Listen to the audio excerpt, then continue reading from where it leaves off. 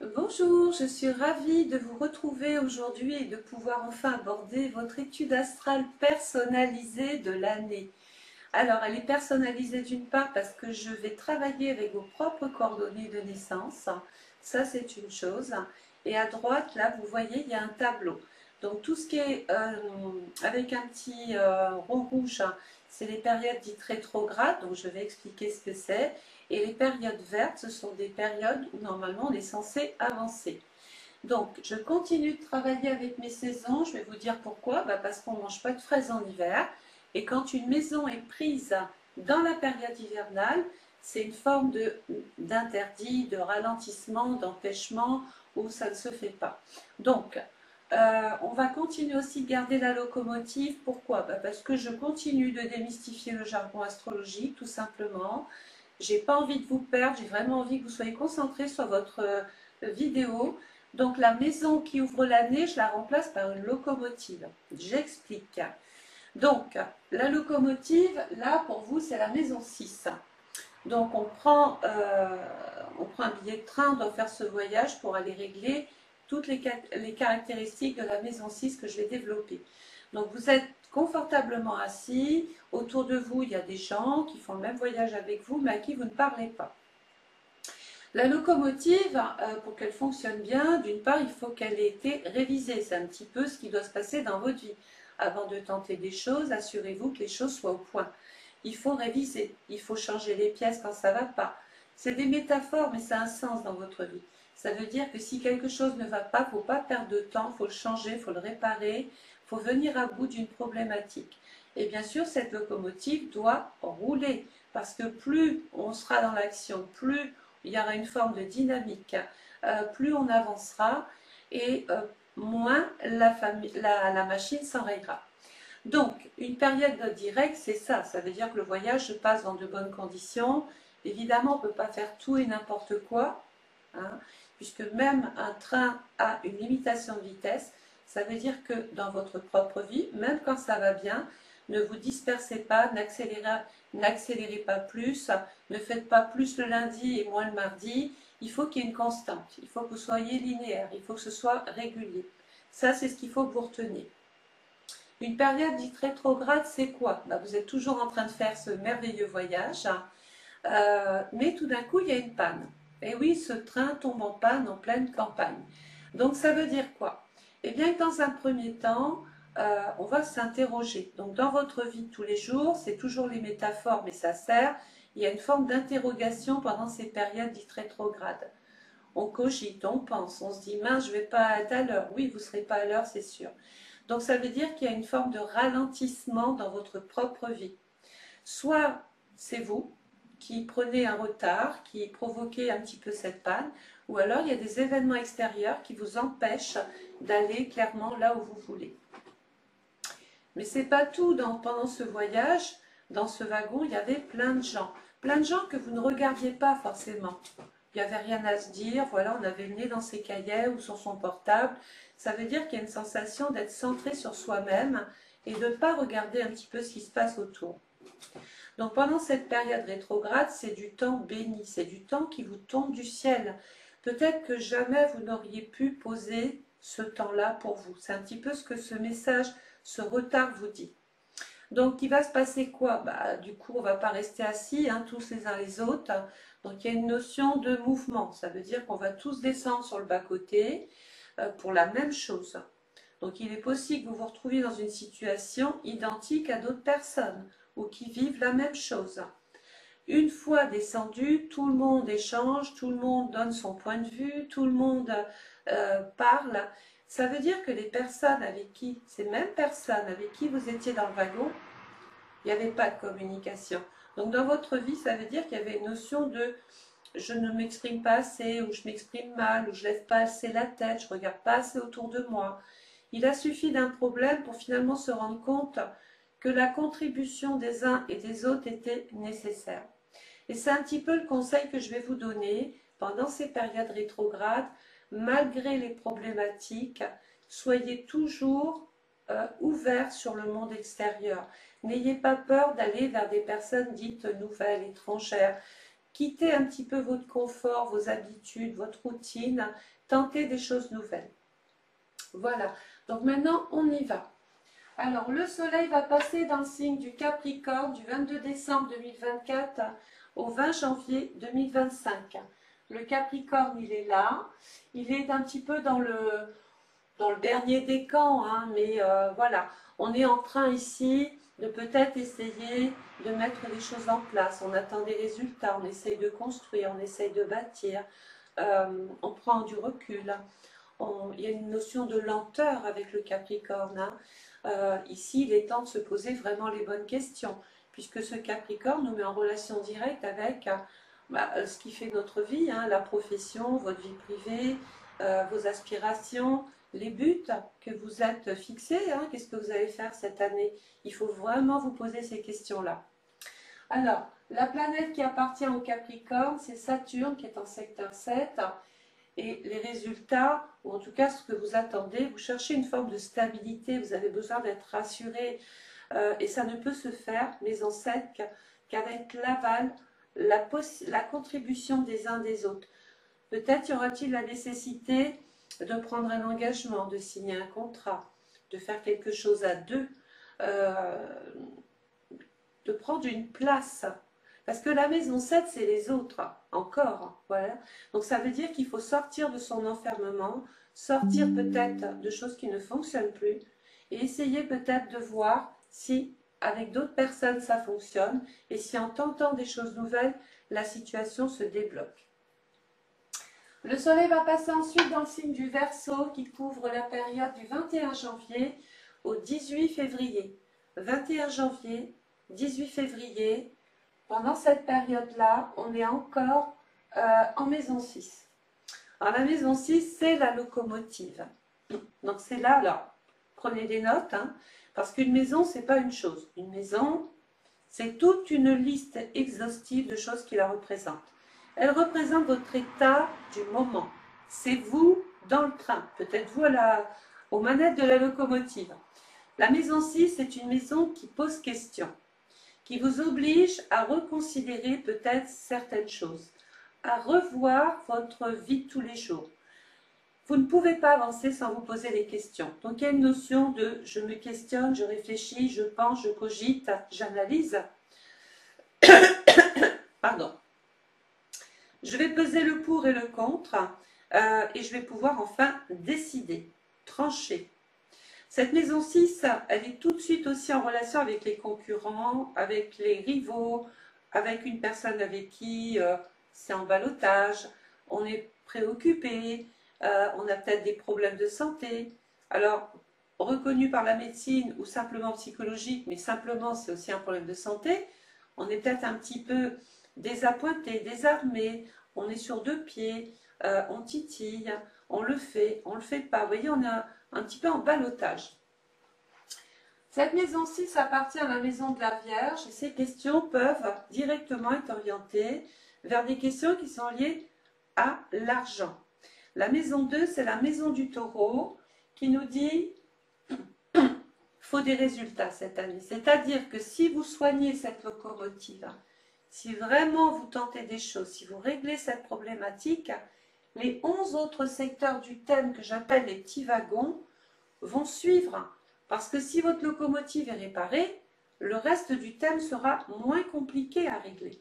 C'est pour ça qu'on pourrait même faire qu'une vidéo finalement sur cette maison qui est capitale. Parce qu'après, voilà, on va vivre des choses côté cœur, côté tout ce que vous voulez. Mais si on ne règle pas ce secteur-là, ou si on le règle que à moitié, ça va être compliqué. Donc, il y a des choses à régler, il y a des décisions à prendre par rapport peut-être à votre façon d'exercer, de travailler. Il va y avoir des remises en question. Hein. Qu'est-ce que je peux faire? Comment je peux prendre la bonne décision à ce moment-là? Est-ce que je dois la prendre? La maison 6 est en train de vous dire, il faut se poser la question. Parce que si on continue de rester en l'état dans sa vie de tous les jours, hein, avec les mêmes conditions de vie, avec les mêmes problématiques, et qu'on ne règle rien, en 2026, vous allez m'appeler, vous allez me dire, il ne s'est rien passé. Et moi, je vais vous dire, qu'avez-vous fait? Avez-vous pris des décisions? Avez-vous tranché? Avez-vous été capable de vous séparer de ce qui finalement polluait votre vie? Alors, si vous ne l'avez pas fait, ben, vous repartez en 2026 avec des casseroles. Voilà. Dans l'esprit, c'est un petit peu ça. Donc là, bien sûr, on va faire des choix, prendre des décisions, réorganiser un petit peu sa vie, faire un bilan sur vos moyens, mais aussi sur ce qu'on possède, parce que je parle de l'argent, mais on possède une santé, on possède une intelligence, on a des a priori qui sont les nôtres, qui sont les vôtres. Donc on est riche, il y a une espèce déjà rien qu'à travers votre personne, vous possédez des choses. Donc c'est quelque chose qu'il va falloir peut-être se servir. Vous avez peut-être des dons, des compétences, du talent, peut-être avez-vous envie de faire autre chose, vous servir de ce que vous savez le mieux faire, être beaucoup plus finalement reconnu dans ce que vous faites. Hein. Vous recherchez la stabilité, vous voulez du concret, vous ne voulez plus de demi-mesure, vous voulez de la certitude, vous ne voulez plus vous poser ces questions matérielles et financières. Et ça ne peut passer que par l'emploi. Il y a des choses à régler dans ce secteur-là. Alors, dans cette maison, donc ça c'était la maison 6, puis alors je pourrais vous en dire d'autres, hein, c'est la maison des animaux domestiques, des rivaux, je l'ai dit, des concurrents, des ennemis, de tout ce qu'il faut soigner, de tout ce qui est un petit peu pollué, toxique autour de vous, personne comprise. Hein. Ça veut dire qu'il va falloir vraiment passer un gros coup de balai autour de vous. Il faut dépoussiérer au maximum. Il ne faut plus garder les petites choses, s'y accrocher pour rien. Parce que du coup, ça joue sur votre santé, ça joue sur votre vie et ça vous empêche de prendre les mauvaises décisions. Donc dans ce secteur-là, il y a Pluton. Donc c'est là où vous regarderez le petit tableau. J'en mettrai des images beaucoup plus larges hein, en fin de vidéo. Pluton, c'est la planète qui appartient au Scorpion. Et forcément qu'il peut y avoir de la nostalgie, des regrets, un sentiment d'avoir échoué parce qu'il faut passer à autre chose. Il peut y avoir l'obligation, peut-être même, de tourner une page. Quelquefois de tourner le dos à certaines personnes de sa famille, de s'éloigner de sa famille. On peut vouloir décider, pour les raisons que je vous ai évoquées, de changer de lieu de vie, maison 4, hein, de vraiment de réécrire une page blanche. Mais Pluton, remise en question, je remets les compteurs à zéro, je vois ce qui me fait du bien et je vois ce qui me fait souffrir. Rappelez-vous, hein, ça, ce travail, cette gymnastique, c'est la maison 6. Il faut absolument la régler. Donc Pluton, lui, va être dans le Verseau, là, du 20 novembre 2024 au 4 mai 2025. Donc déjà, il vient, il fait une première apparition dans le Verseau. C'est court, hein, mais assez pour vous prévenir qu'il est vraiment temps ici de lâcher tout ce qui est un peu vétuste, tout ce qui ne marche plus, tout ce qui ne plaît plus. C'est pas pour rien qu'on met en corrélation le Capricorne avec l'année sabbatique, le repos, la retraite, la pré-retraite, l'éloignement, etc. Parce que ce signe nous dit il n'y a plus de matière ici, il faut passer à autre chose. Donc le travail dans le Verseau, si je quitte l'ancienneté, ça veut dire que je vais avoir besoin d'aide, je vais avoir besoin de soutien, je vais avoir besoin d'appui, je vais faire intervenir des personnes qui sont spécialisées, je vais intégrer un nouveau groupe, une nouvelle équipe, peut-être que j'ai même un projet. Mon interrogation, c'est peut-être ça. J'ai peut-être envie de prendre les bonnes décisions.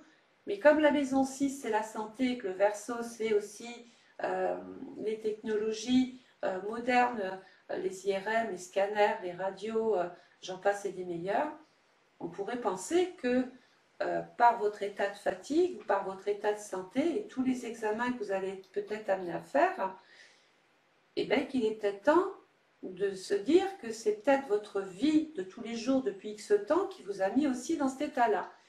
Alors peut-être que le corps envoie des signaux, peut-être que le corps psychique ou physique vous dit ça y est, là j'en peux plus. Si vous n'entendez pas les cris du corps, vous allez aller contre nature, vous allez continuer dans une vie qu'il faudrait changer, et du coup, vous allez amplifier une situation. Donc ça veut dire qu'il faut vraiment s'ouvrir avec le Verseau, il faut aller chercher des possibilités nouvelles, il faut consulter, se faire guider, se faire orienter, il faut tout ça. Alors la deuxième planète qui appartient au Verseau, c'est Uranus. Vous voyez, dans la maison 10. Moi, je pense qu'il va falloir peut-être soudainement, brutalement, quitter une situation. Puisque Uranus, surtout en période dite rétrograde, donc du 2 septembre 2024 au 30 janvier 2025, il va vous envoyer les premières secousses. Donc soit, ce n'est pas unilatéral en astrologie, soit c'est vous qui vous libérez de quelque chose de trop lourd, de trop de problèmes, ou de trop d'astreintes, de corvées, d'une vie que vous ne voulez plus, ça c'est vous. Donc à partir de là, vous ne subissez pas la planète, au contraire, mais si vous ne le faites pas, croyez-moi, il va y avoir des événements extérieurs qui vont s'imposer à vous et qui vont dire très bien, tu n'as pas pris les décisions, je vais les prendre pour toi, et du coup on va vivre, on va ressentir une forme d'instabilité, de bouleversement, de rupture, de séparation, de périodes dites chaotiques. Et quelquefois, on va se retrouver plus malade qu'on aurait dû l'être, parce qu'on n'a pas réglé les choses. Voilà. Donc Uranus nous dit se libérer d'un schéma, d'habitude, de vieilles coutumes ou de trucs qui ne marchent plus. Je parle de l'emploi, mais aussi de votre vie affective. Il est temps maintenant de passer la première et d'avancer et de tenter d'aller vers autre chose, de tenter d'aller vers de nouvelles expériences, de mettre un nouveau projet en place, de peaufiner ses connaissances, de s'intéresser à autre chose pour vraiment soulager un petit peu cette locomotive et lui permettre de faire bon voyage. Voilà. Alors, dans ce secteur-là, c'est pas fini, il y a Mars. Alors, là, on peut dire qu'on a une carte astrale assez sous tension quand même. Pourquoi? Eh bien, j'ai Pluton qui est une planète, on dit que c'est une planète puissante. Pluton, c'est le pouvoir, c'est des rapports de force. C'est alors des rapports de force envers une situation, envers une personne, mais c'est peut-être vous qui allez puiser aussi dans votre énergie. Vous allez puiser dans les réserves. Pourquoi? Mais parce que Mars, vous êtes en mode action, en mode je dois me défendre, je dois me battre, je dois combattre, je dois agir, je dois vraiment, oui, mettre des choses en place. Alors, est-ce que Mars va bien s'entendre ici avec le Verseau complètement? Est-ce que Mars va s'entendre avec la maison de la Vierge? Pas de problème. Donc là, il n'y a rien qui vous permet plus ou moins d'agir. Rien, sauf que, attendez, on est dans l'hiver, d'accord? Donc rappelez-vous qu'ici, on dit que c'est une conjonction. Vous avez une planète rapide qui est Mars, donc qui va rester 1 an et demi à peu près sur vous, là, qui va venir passer sur Pluton et apporter un climat, je ne vais pas dire un cocktail explosif, mais c'est un peu ça, c'est-à-dire qu'il peut y avoir une action puissante nécessaire, vraiment quelque chose qui marque pour vraiment vous permettre de vous libérer et de passer à autre chose. Donc, il y a des initiatives à prendre. Le soleil va passer ensuite dans le signe du Poisson qui couvre la période du 19 février au 20 mars. 19 février, 20 mars. Regardez, maison 7, premier petit wagon. On n'oublie pas que cette maison-là, elle est réglée à 100% avant de passer dans le 7. Donc le soleil dans le Poisson, dans la maison 7, et bien la maison 7, c'est, j'ai fait des choix en maison 6, qui touchent forcément une personne. Je dois peut-être reprendre le pouvoir sur cette personne ou sur cette situation. Je dois changer ma façon de faire. La maison 7, c'est une maison qui vous met presque dans l'obligation de retrouver l'harmonie, de retrouver l'équilibre, la paix intérieure. Sur le plan général, elle nous dit signature de contrat, justice, réglementation, code civil, association. Mais je peux aussi vouloir me séparer d'une personne ou d'une situation ici. Puisque la maison 7, c'est la maison de la balance, et ça ne pourra se faire qu'après avoir discuté, parlé, échangé, peut-être avez-vous envoyé des dossiers, des papiers, vous allez faire peut-être avoir un entretien, on va vous écouter. Vous avez déposé des dossiers qui sont lus. Et donc, il y a une nouvelle, il y a un verdict, il y a un résultat. Peut-être avez-vous aussi envie de peaufiner vos connaissances cette année. Et c'est d'ailleurs le conseil que je vous donnerai. Vous avez peut-être envie de passer des examens, pas que de santé, hein, mais des examens tout court, de vous former, de vous initier, peut-être même que sur des tutos. Hein, je ne vous dis pas que vous retournez à l'école, mais comprenez qu'il y a une notion de « je dois nourrir mon intelligence ». Et pour ce faire, j'ai besoin peut-être de me lier encore à de nouvelles personnes. Rappelez-vous le wagon. Alors, c'est pas fini. Dans ce secteur-là, qui est la maison 7, donc dans la vie d'une personne ordinaire, la première personne, la première maison 7 avec qui on vit, c'est bien souvent notre moitié. C'est la personne avec qui on partage quelque chose. Et la maison 7 est en poisson, il y a du trouble dans la relation, c'est ambigu, c'est confus, c'est malade. On peut penser que vous êtes dans un rapport à l'autre qui n'est pas simple, qui est compliqué. Et ça vous joue sur la santé, tout ça, la maison 6. En fait, tout ce que vous subissez, tout ce que vous acceptez, malgré tout, eh ben, ça vient perturber votre équilibre. Ça vous déséquilibre. Voilà. Et regardez ce qui se passe. Dans ce secteur-là, il y a Saturne et Neptune. Alors, on va refaire le même travail parce que vous savez qu'il faut que la planète qui passe dans un secteur s'entende avec la maison. Est-ce que Saturne va vous aider? Saturne en balance complètement. Donc là, on vous dit qu'il faut être ferme.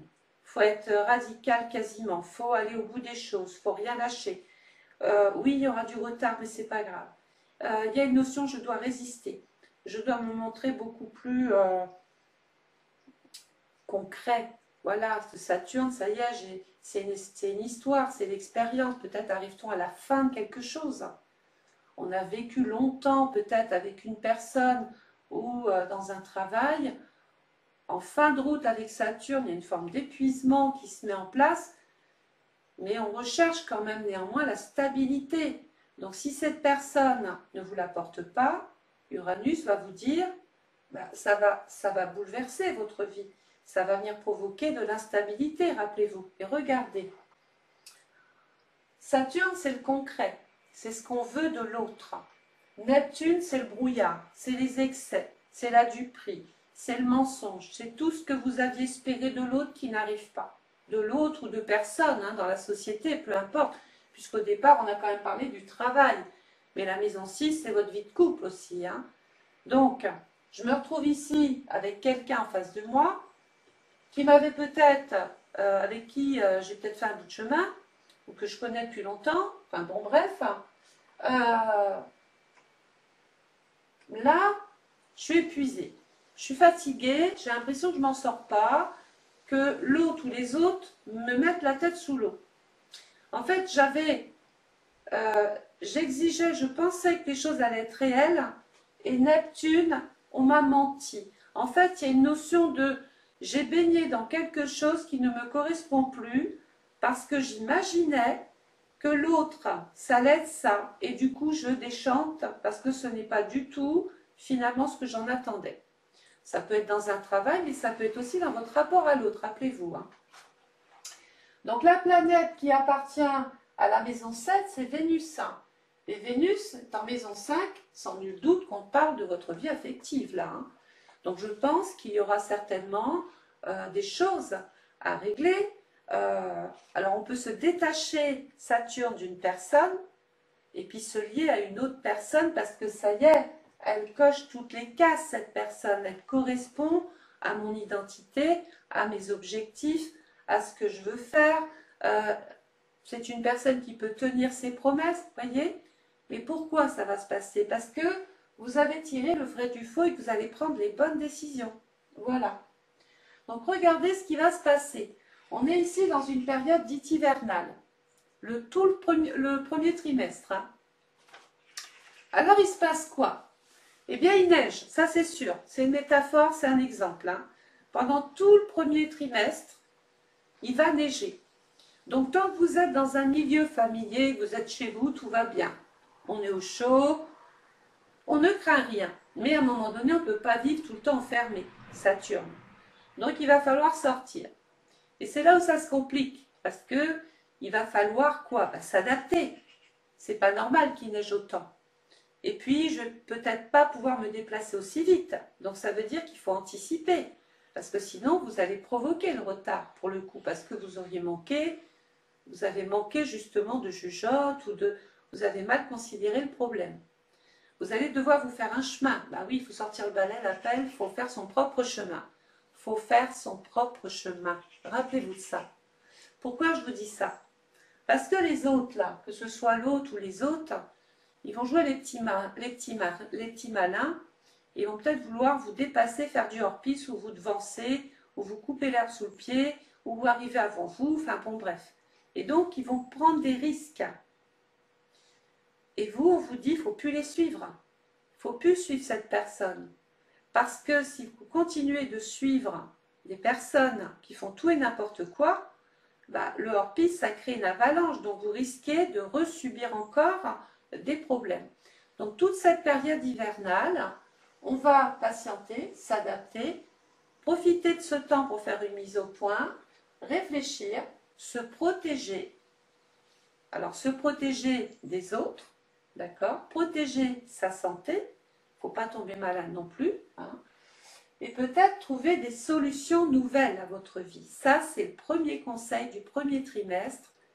Trouver de nouvelles solutions, me sortir d'une impasse ou d'une relation compliquée, difficile, ambiguë, lourde, qui me demande beaucoup d'énergie et de responsabilité. J'espère que ça vous parle un petit peu. Maintenant, si ça ne vous parle pas complètement, c'est normal. On est quand même sur une année 2025, hein, donc il faut laisser les choses se poser. Le soleil va passer ensuite dans le signe du bélier. Alors là, regardez, ça tombe bien. On quitte l'hiver, on rentre dans le printemps. Alors, il se passe quoi? Déjà, il n'y a plus de neige. Hein. Vous voyez, il y a des fleurs. Mais ce n'est pas des fleurs qui sont complètement sorties. On n'a que des petits bourgeons. Ça veut dire que malgré ces périodes-là, peut-être un petit peu lourdes pour vous, vous avez fait votre chemin, votre chemin. Vous avez tenté quand même des actions, vous vous êtes défendu, vous êtes passé à l'action. Et là, il y a des micro-résultats. Alors, on ne sait pas si ça va encore complètement marcher, mais la bonne nouvelle, c'est que ça commence ici, à sortir ici, à répondre là, voilà. Et ça pousse peut-être même là où vous n'avez rien fait. Donc, ça veut dire qu'il faut aussi regarder ce qui se passe autour de vous. Le soleil dans le bélier du 21 mars au 20 avril en maison 8. Alors, maison 6, santé, maison 8, santé. Si on retombe dans la maison 12 tout à l'heure encore avec la santé, je vais quand même vous dire en numéro 1, privilégiez votre santé. Attention, puisque la maison 8 représente, c'est regardez en plus, la maison 8, regardez, je vais revenir, c'est la maison de Pluton. Ma santé ici, est-ce que c'est la santé psychologique ou physique qui vous oblige à reconsidérer votre vie? C'est possible, hein? Il peut y avoir des personnes qui sont en burn-out, en dépression ou qui ont un problème de santé. Et du coup, cette santé ne vous permet plus de travailler de la même manière. Donc là, le soleil pendant cette période est en maison 8. La maison 8, c'est « je dois me soigner ». C'est une maison qui nous met en peut-être face à une situation récurrente. Après, il y a peut-être un terrain chronique, il y a peut-être des inflammations. Il y a peut-être un mal-être, il y a peut-être quelque chose qui s'autodétruit, qui vous fait mal. Puisque la maison 8, c'est la maison de la mort. Alors, je ne dis pas que tout le monde va mourir, attention. C'est une image, mais on nous dit qu'on doit vraiment faire mourir quelque chose pour passer à autre chose. Il y a une étape, on doit faire son deuil. On doit faire le deuil de quelqu'un, le deuil d'une situation. La maison 8, c'est une maison aussi qui nous met en relation avec les financiers, quels qu'ils soient. Ça peut être mon banquier, mon assureur, je vais peut-être faire des opérations financières, je vais peut-être devoir vendre des choses, ou je vais devoir peut-être régler des choses en relation avec le notaire, la maison 8. les legs, les donations, les héritages, le partage, la succession, enfin les assurances vie, etc. C'est plein de choses une maison en fait. Mais dans tout ce lot-là, peut-être que vous allez rencontrer ces personnes. Grande remise en question aussi. Et regardez ce qui se passe. Dans ce secteur-là, il y a Chiron. Chiron, quand il passe dans une maison, il nous prévient. Chiron en astrologie, c'est le docteur. Hein. Alors physique ou inventé, mais il est là quand même. Quand il passe dans une maison, c'est qu'il vient nous prévenir que cette maison est en mal. Cette maison est malade, malade encore. Cette maison est soucieuse. Alors Chiron, comme c'est le médecin, il vient réparer. Donc il vient soigner. Il vient, je peux aller voir mon psy, je peux aller voir mon thérapeute, je peux aller voir mon médecin. Je suis un traitement, je me fais suivre. Je m'occupe de ce qui abîme ma vie aussi. Hein, donc je règle des choses avec les gens qui m'ont rendu dans cet état-là. Mais Chiron nous dit qu'il y a quand même à surveiller votre état de santé. Et faire attention aussi à l'argent. Parce que on peut des fois très vite s'endetter parce qu'on a fait les mauvais choix. On peut se retrouver dans une situation financière plus ou moins délicate parce qu'on n'a pas vraiment considéré, on ne s'est pas projeté, voyez. On est peut-être resté dans quelque chose alors qu'il fallait en partir. La maison 8, c'est les organismes de l'État, ce sont vos droits, vos acquis, votre statut, tout ce qu'on peut percevoir en termes, je ne sais pas moi, de salaire, de pension, de rente ou d'allocation ou de dédommagement. Il peut être question aussi d'une opération financière, mais attention, faites-vous aider, ne faites pas les choses par vous-même quand vous n'êtes pas le réparateur du train, rappelez-vous. Vous n'êtes pas cette personne-là, il faut aller le chercher. Donc, pour que les gens là sur le bas-côté remontent dans le train, c'est bien parce que quelqu'un est venu poser un diagnostic ou à réparer cette locomotive. Et bien là, c'est ce qu'il faut faire. On ne peut pas se soigner tout seul, on ne peut pas venir à bout d'une situation tout seul, il faut vraiment faire intervenir une tierce personne. En plus, il y a la maison 9. La maison 9, c'est la maison de la religion, de la prière, de la foi, de la croyance, de l'espoir. On a envie d'évoluer, on a envie de changer d'horizon, on a envie de reprendre goût finalement aux choses. Donc le soleil va passer ensuite dans le signe du taureau qui couvre la maison, du 21 avril au 21 mai, en maison 10. La maison 10, regardez, c'est la maison du Capricorne qui nous ramène encore à la maison 6. Il faut faire des choix. Il faut que je fasse mon chemin. Il faut vraiment que je prenne mon temps et que je suive une espèce de protocole, de procédé, de processus, que je suive des conseils aussi, ou je suive un traitement. La maison 10, c'est une maison qui est en relation avec des résultats qui peuvent arriver. C'est quelque chose de concluant, c'est quelque chose de ferme, de définitif. La maison 10 dans le taureau, c'est aussi en relation avec la profession, avec l'emploi, le travail, les revenus, l'argent du travail. Et regardez, il y a Uranus. Et Uranus, vous le regarderez dans le tableau, surtout en période rétrograde, du 2 septembre 2024 au 30 janvier 2025, il va venir peut-être secouer votre environnement professionnel. Soit parce que c'est vous qui le quittez, ou soit parce qu'on se sépare de vous. Le soleil va passer ensuite dans le signe du Gémeaux, du 22 mai au 21 juin. Je ne vais pas y arriver. Donc je redis, du 22 mai au 21 juin, en maison 11. La bonne nouvelle, on est toujours ici quand même dans des micro-résultats. En maison 11, la maison 11, regardez où je reviens. C'est la maison du Verseau qui était en maison 6. La maison 11, c'est les aides. Les aides pour prendre des décisions. Les aides pour peut-être passer à autre chose. Les spécialistes que je rencontre qui m'aident peut-être à suivre un traitement ou à régler une problématique liée à la santé. La maison 11, c'est les projets, les opportunités, les amis, les groupes dans lesquels je peux intervenir ou participer. Je peux aussi me spécialiser. Comme ça, je me libère et je peux passer à autre chose. La planète qui appartient à la maison 11, regardez, c'est Saturne. Voilà, peut-être que quelque chose, ça peut être un contrat, une relation, quelque chose c'est terminé.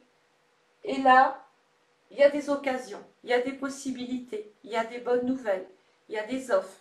il y a des solutions qui arrivent, il y a des intervenants. Donc déjà, on commence un petit peu à respirer. Hein. Le soleil va passer ensuite dans le signe du Cancer en maison 12. Ah, on y arrive. Maison 6, santé. Maison 8, c'est chronique. Maison 12, bah, c'est le milieu clos, la maison 12. C'est les lieux où l'on soigne. Tout de suite, la maison 12. C'est la dernière maison de l'astrologie. En astrologie, c'est pour tout le monde. C'est pas joli, mais on l'appelle la poubelle astrologique. Pourquoi? C'est une maison où toute notre année, on a fait des choses et la maison 12 nous dit, ok, pour repartir après, il y a des choses à jeter. Il y a des choses dont je dois me séparer. Je ne peux pas repartir sur une maison 1 après si je n'ai pas réglé toute cette problématique qui finalement pollue mon organisme, pollue ma tête. La maison 12, là, c'est un environnement difficile. Et où est-ce qu'il se situe cet environnement difficile? Dans le Cancer. Le Cancer, c'est vos émotions qui sont presque à fleur de peau. La maison 12 dans le Cancer, donc soit il y a un problème de santé qui touche un proche ou quelqu'un de la famille, ce qui nous expliquerait qu'effectivement il y a des relations compliquées, on a du mal à faire des choix, il faut se défendre parce que tout le monde ne s'entend pas, c'est une possibilité. Mais c'est quand même votre étude. Donc, évidemment qu'on peut extrapoler, tout ne va pas vous tomber dessus à vous, ça peut toucher des proches autour de vous, hein, attention. La maison 12, c'est que je suis ici, je suis un petit peu mise à l'épreuve par rapport à mon contexte de vie, par rapport à ma famille. Je suis peut-être en souffrance à cause de quelqu'un. Pourquoi? Parce que, déjà j'ai Jupiter. Pourquoi? Parce que la planète qui appartient à la maison 12, regardez, c'est Neptune. J'ai des rapports compliqués avec une personne. Ensuite, la deuxième planète qui appartient à la maison 12, c'est Jupiter. J'ai besoin d'aide. J'ai besoin de conseils. J'ai besoin d'être aidée. Je suis peut-être dans un environnement depuis trop longtemps, et ça peut remonter loin, hein. Peut-être qu'on est dans un contexte, on est dans une vie clos, on est dans une vie fermée, on ne se sent pas compris par les uns, par les autres. C'est comme si que ma famille était malade, donc, ou ma famille me rend malade. Vous voyez, c'est un petit peu ça. Donc il va y avoir ici des solutions à aller chercher pour pouvoir justement faire face à cette période dite éprouvante. Mais regardez ce qui se passe.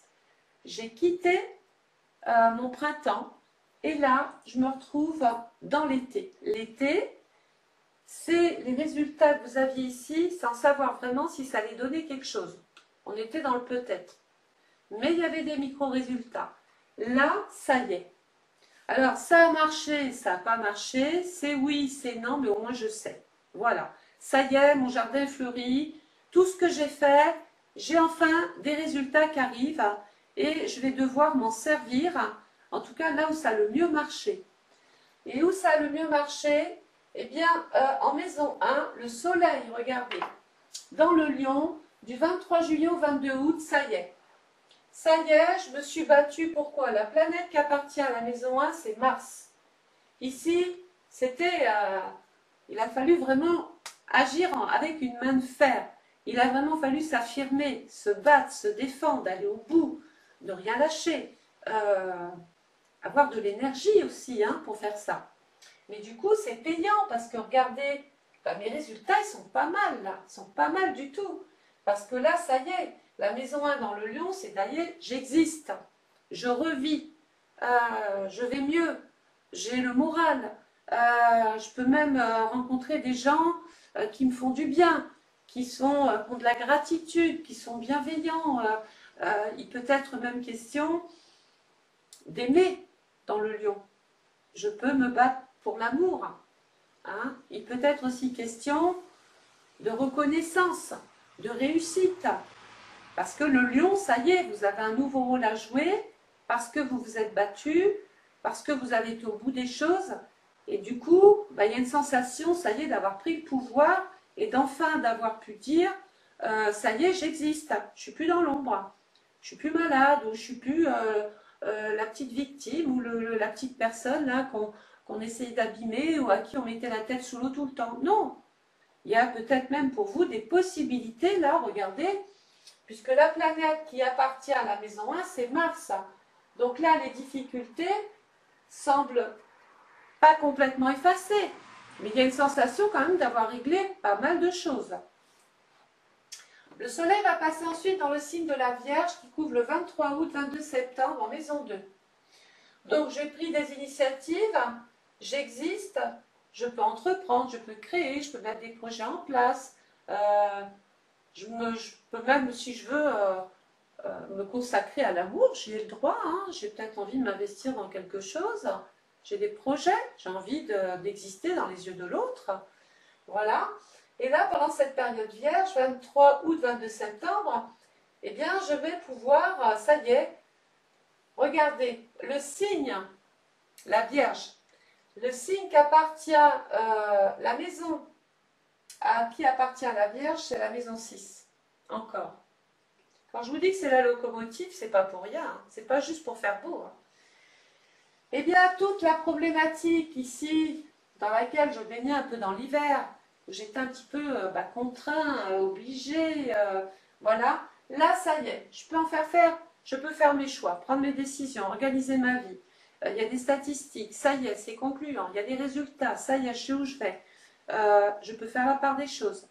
Pourquoi? Encore, on va aller plus loin. Parce que la planète qui appartient à la Vierge, c'est Mercure. Et Mercure nous dit, j'ai du talent, je suis reconnue peut-être même dans l'amour, j'existe dans les yeux de l'autre. Professionnellement, ça y est, on va me donner enfin quelque chose. J'attendais ce moment-là, il arrive. Alors soit parce qu'on a vu peut-être vos capacités, vos compétences, vos possibilités d'avoir un rôle important, ou soit parce que c'est vous qui avez envie simplement peut-être de lancer une affaire, de lancer une activité, de vous lancer dans un projet. Bon, peu importe que ce soit l'un ou l'autre, ça, je n'ai pas ces informations-là, c'est trop voilà, personnel. Mais sachez que ce soit ou l'un ou l'autre, ça vous va bien. Voilà, vous êtes en capacité, puis le soleil, n'oubliez pas qu'il vous a régénéré, vous a redonné de l'espoir, du goût de vivre. Hein. Voilà, il y a des moments heureux ici. Hein. Le soleil va passer ensuite dans le signe de la balance, du 23 septembre au 22 octobre en maison 3. Regardez ce qui se passe. On a quitté l'été, ça y est, on est dans l'automne. Eh bien l'automne, il se passe quoi? Les feuilles tombent. Ça veut dire que tout le travail que vous avez fait va être porteur parce que vous n'aurez plus besoin de faire grand-chose. Les choses négatives vont tomber d'elles-mêmes. Mais vous, il y a quelque chose de solide, c'est votre arbre, avec vos branches. Et tant pis à ceux qui vous ont lâché la main, ou aux choses qui n'ont pas marché, parce que de toute façon, cette année 2025 va faire revenir un petit peu des bourgeons, des fleurs, des feuilles, et votre vie repart. L'arbre de vie, j'ai envie de vous dire. Donc, en maison 3, eh bien, c'est la maison du Gémeaux. Ça y est, je suis entendue, j'ai un projet qui me tient à cœur. Je peux me former, signer des contrats, régler un litige, oui, peaufiner mes connaissances, discuter avec mes proches, trouver un arrangement avec mes proches, puisque dans la balance, on est ça y est dans l'équilibre et l'harmonie, hein, puisque la planète qui appartient à la balance, c'est Vénus. La maison 3, c'est, je pense, dans la balance, me lier à l'autre, ou ça, dans ma vie affective. Alors peut-être avez-vous envie de prendre un engagement cette année. Peut-être avez-vous... c'était pas facile au départ, puis là, il y a une sensation de pouvoir le faire. Donc ça veut dire que soit c'est vous ou c'est quelqu'un, mais ça veut dire qu'il peut y avoir un événement heureux. Il peut y avoir un mariage, il peut y avoir pour vous ou quelqu'un, puisque la maison 3, on peut simplement vous inviter, mais la maison 3, c'est peut-être vous qui pensez aussi. C'est possible. Je n'ai pas cette information-là. Quoi qu'il en soit, c'est des bonnes nouvelles. C'est vraiment la réussite. C'est pouvoir dire oui. C'est pouvoir s'évader, bouger, se sentir plus libre, plus dans un environnement moins étriqué, moins fermé, moins sévère, moins lourd. Voilà. Tout ça, c'était lourd. Hein. Et peut-être que vous le sentez, vous l'avez senti en 2024. Et bien là, Le premier trimestre, c'est la fin, mais on est encore un petit peu à régler sur 2024 en 2025. Hein. Donc là, il y a des rendez-vous, il y a des dossiers, il y a des papiers officiels hein, dans la balance. C'est pas juste un petit courrier comme ça. Hein. On a besoin de votre signature sur des papiers là. Hein. Le soleil va passer ensuite dans le chemin.